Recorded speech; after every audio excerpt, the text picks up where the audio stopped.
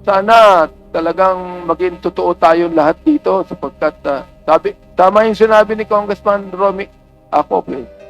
Sino bang sinisisi ng taong bayan dito? Kami. Oo. Hindi naman kayo masisisi. Hindi masisisi ang kontraktor. Hindi masisisi, hindi pa. Kami ang nasisisi dito. Oh. Kahit na for example, wala kaming kinalaman sa budget niyan, wala kaming, hindi kami humawak ng pera diyan. Kayo lahat ang humahawak ng pera. Oh, you exchange hands as far as money is concerned. So, paano natin mababago itong mga bagay nito? How can we change this?